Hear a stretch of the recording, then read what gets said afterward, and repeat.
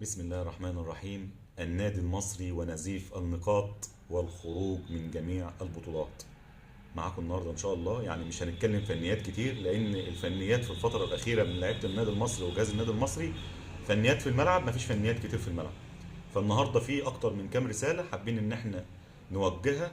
يعني بتكلم النهارده كواحد من جمهور النادي المصري، وده طبعا شرف ليا اكتر من ان انا بتكلم كمحلل او بتكلم في الكوره.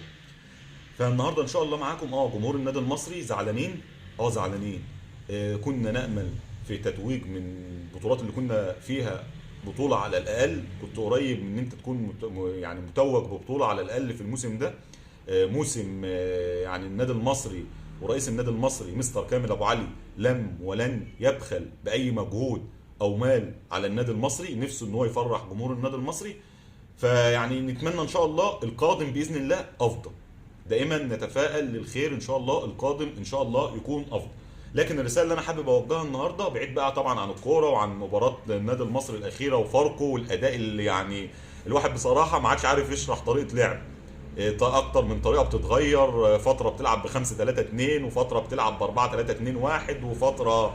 يعني النادي المصري والاداء الاخير مش احسن حاجه. فالنهارده احنا مش هنتكلم فنيات. المباراه الاخيره انت تعادلت 1-1 مع فاركو، كنت تامل في الفوز ان انت ترجع تاني لمكانك في المربع الذهبي وتنهي الدوري في المربع الذهبي. لكن لسه في 3 مباريات. ان شاء الله يعني مساندين جمهور النادي المصري دايما وابدا، مساند لفريقه ولجهازه الفني. فمساندين لاخر مباراه في الدوري باذن الله، والنادي المصري ان شاء الله يقدر ان هو ينهي في المربع الذهبي باذن الله، ويكون ده يعني زي ما بيتقال كده ان يعني ابسط حاجه خالص للفريق وللصرف اللي حصل ان انت تنهي في المربع الذهبي ان شاء الله باذن الله. لكن الرساله النهارده اللي انا حابب اوجهها يعني كواحد من جمهور النادي المصري، ورساله لجمهور النادي المصري، رساله يعني للشباب الصغير في النادي المصري. نبدا بقى كده يعني نفكر لقدام. معانا راجل مستر كامل ابو علي هو بالنسبه لنا البطوله. يعني وجود مستر كامل ابو علي والله لا تربطني اي صله شخصيه باي احد، يعني ولا بمستر كامل ابو علي. لكن اتمنى رساله توصل له، ورساله ايضا توصل لجمهور النادي المصري. نساند. معانا راجل يعني انديه مصر كلها بتحسدنا على مستر كامل ابو علي. راجل شغال بحب، راجل شغال بحب للنادي المصري ولبلده.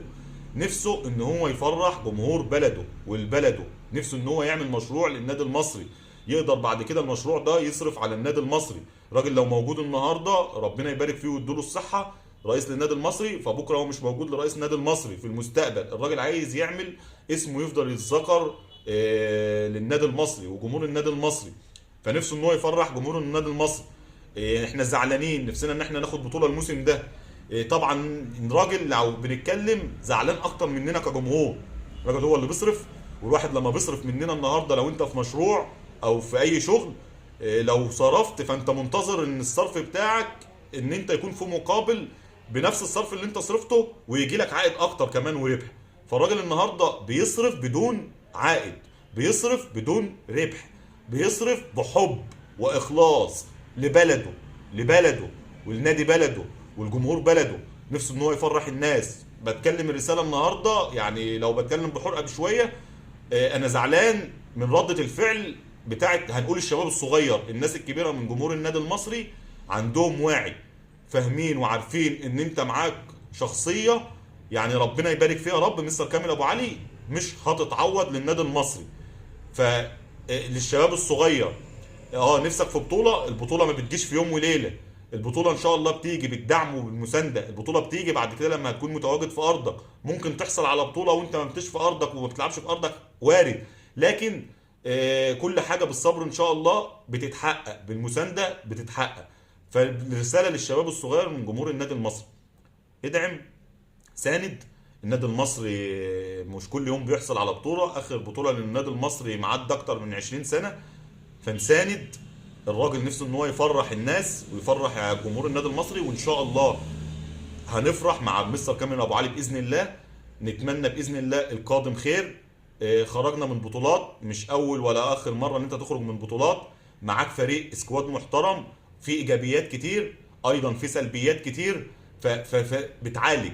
النهارده في ممكن قرار خطأ واتكلمنا فيه بحته ان انت مشيت جهاز فني في وقت صعب من الموسم وفي اواخر موسم وكنت مشارك في اكتر من بطوله.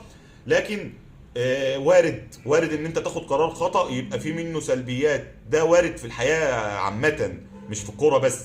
لكن نستفاد من السلبيات اللي احنا نبدا ان شاء الله نعالج في الموسم القادم. نساند مستر كامل ابو علي، عاوز يفرح الجمهور ويفرح بلده ان شاء الله باذن الله. مع مستر كامل قادر ان هو ان شاء الله في وجوده البطولات هتيجي للنادي المصري باذن الله، لكن كل حاجه بالصبر. ندعم الراجل ونساند الراجل. مشروع النادي المصري نامل ان الناس اللي واقفه في حته المشروع دي، ويعني للاسف اللي بنقول بورسعيديه وقفوا مع مستر كامل ابو علي. الراجل عايز يعمل مشروع لبلده مش لنفسه.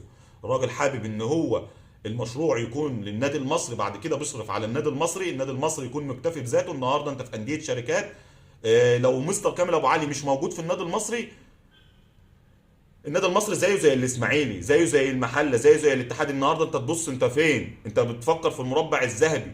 ولو كان يعني مفيش قرار خطأ بحته ان مشيان كابتن علي ماهر كنت قادر انت تحصل على بطوله. لكن ما نعرفش برضو ايه اللي بيدور، برضو الله اعلم برضو. لكن حته القرار قرار كان في قرار خطأ يعني ان كابتن علي ماهر يمشي في توقيت زي ده. لكن عادي، خير، نبني للي قادم باذن الله. معاك لعيبه كتير كويسه، في لعيبه كتير ان شاء الله تدعم في الفتره الجايه. فان شاء الله جمهور النادي المصري يساند الفتره الجايه، ساند لعيبتك، ساند جهازك الفني ايا كان مين اللي موجود.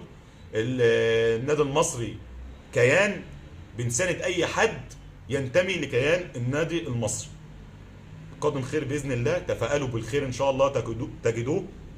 نتمنى القادم يكون خير للنادي المصري باذن الله. الرساله الاخرى طبعا لمستر كامل ابو علي، يعني نتمنى انها توصل له. يا مستر كامل، انا بتكلم كواحد من جمهور النادي المصري، انت بالنسبه لنا، والله بقولها واعيدها واقولها كتير، انت بالنسبه لنا البطوله. عارفين ان انت نفسك تفرحنا ببطوله، لكن وجودك رئيس للنادي المصري هو ده بالنسبه لنا البطوله. ده بالنسبه لنا وجودك لينا معانا كرئيس للنادي المصري هو ده البطوله. لان عارفين ان انت عاوز تفرحنا، عاوز تعمل مشروع للنادي المصري، النادي المصري يكون مكتفي بذاته في المستقبل باذن الله. فانت وجودك لينا البطوله. الناس انت عارف طبعا ان الانديه الشعبيه وجمهور النادي المصري بالذات ليه طابع خاص، الناس نفسها تفرح وانت نفسك تفرح الناس. فكل شباب النادي المصري دول يعني ولادك، جمهور النادي المصري اخواتك وولادك. فانت بالنسبه لنا الرساله تكون واصله لحضرتك، انت بالنسبه لنا البطوله. وان شاء الله مع وجودك هنفرح باذن الله بالبطولات في القادم وفي المستقبل ان شاء الله. وربنا يبارك لنا فيك ويعطيك الصحه وطول العمر ان شاء الله.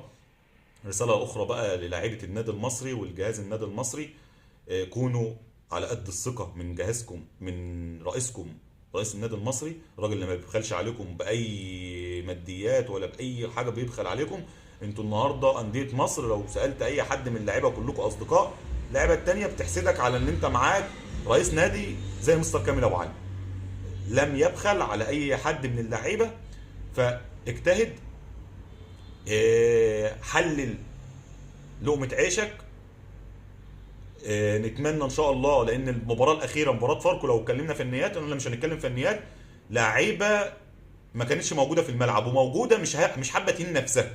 يعني حتى لو الجهاز الفني عنده اخطاء، فاللعيبه عندها اخطاء اكتر من الجهاز الفني. فنحاول، لسه 3 مباريات، كونوا على قد ثقه جمهوركم ورئيس ناديكم.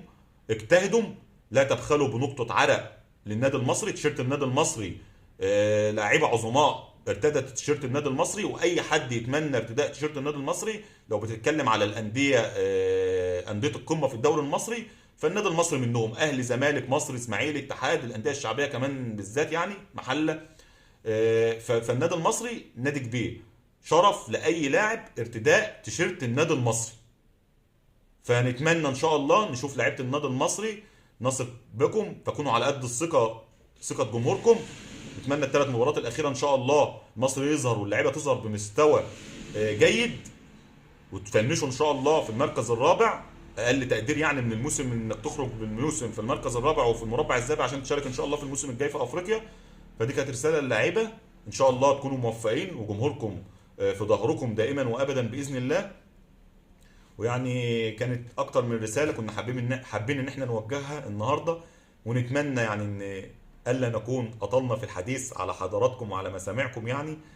والنهارده يعني في تغيير، ما اتكلمناش في كوره ولا اتكلمنا فنيات اكتر من الرسائل اللي كنا حابين نوجهها. حتى النهارده بنتكلم يعني من مكان الشغل، يعني مكان العمل.